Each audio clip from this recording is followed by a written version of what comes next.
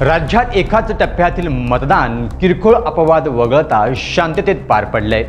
यानंतर आता विविध वृत्तवाहिन्या आणि खाजगी संस्थांकडून एक्झिट पोल सादर करण्यात आले आहेत। यामध्ये महायुती आणि महाविकास आघाडीमध्ये निकराची झुंज असल्याचे दिसून आले आहे।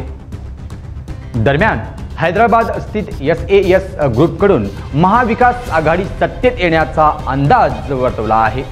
यामध्ये पश्चिम महाराष्ट्रातील 70 पैकी 40 ते 42 जागा महाविकास आघाडीच्या वाट्याला जातील असंही म्हटलं आहे। दुसरीकडे महायुतीला 27 ते 28 जागा मिळतील असा अंदाज वर्तवण्यात आला आहे। हिंदी वृत्तपत्र असलेल्या दैनिक भास्करकडून महाविकास आघाडीला 135 ते 150 जागा मिळतील असा अंदाज वर्तवण्यात आला आहे। महायुतीला 125 ते 140 जागा मिळतील असा अंदाज वर्तवण्यात आला आहे। दैनिक भास्करच्या पोलनुसार भाजपला जास्तीत जास्त 80 ते 90 जागा मिळू शकतात। 2019 मध्ये 105 जागा मिळाल्या होत्या।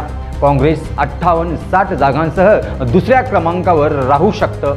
गेल्या निवडणुकीत त्यांना 44 जागा मिळाल्या होत्या। निवडणुकीत शरद पवारांची जादू काम करत असल्याचे दिसत आहे।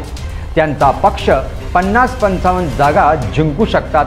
शिवसेना शिंदे गट आणि शिवसेना उद्धव गट 30-35 जागा जिंकून बरोबरी राहू शकतात। अजित पवार यांचा पक्ष राष्ट्रवादी काँग्रेस महाआघाडीसाठी कमकुवत दुवा ठरत आहे। केवळ 15-20 जागा जिंकण्याची शक्यता आहे।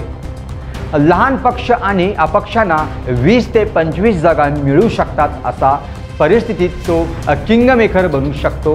दरम्यान मार्तेज एक्झिट पोलची आकडेवारी समोर आली आहे।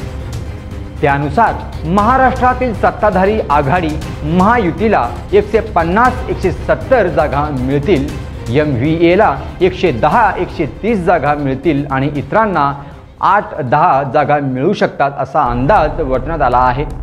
चाणक्य स्ट्रॅटेजीच्या एक्झिट पोलनुसार महाराष्ट्रात महायुतीला 152 ते 160 जागा मिळतील, महाविकास आघाडीला 130 ते 138 जागा मिळतील, तर इतरांना 6 ते 8 जागा मिळण्याची अपेक्षा आहे। तर JVCच्या एक्झिट पोलनुसार महायुतीला 159 जागा मिळतील, MUAला 116 जागा मिळतील आणि इतरांना 13 जागा मिळतील असा अंदाज आहे।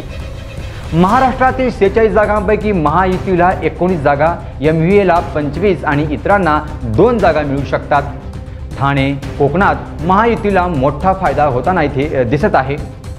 येथे 39 जागांपैकी महायुतीला 25, MUAला 11 आणि इतरांना 3 जागा मिळू शकतात। महाराष्ट्रात महायुती आणि महाविकास आघाडीमध्ये लढत महाराष्ट्रात सत्ताधारी महायुती आणि महाविकास आघाडी यांच्यातच थेट लढत होत आहे।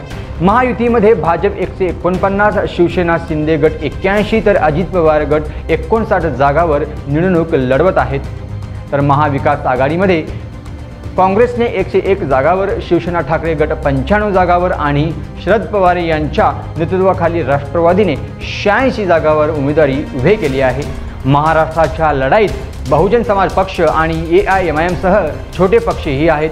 बसपने 237, AIMने 17 उमेदवार उभे केले आहेत। 288 जागांसाठी 4136 उमेदवार रिंगणात आहेत।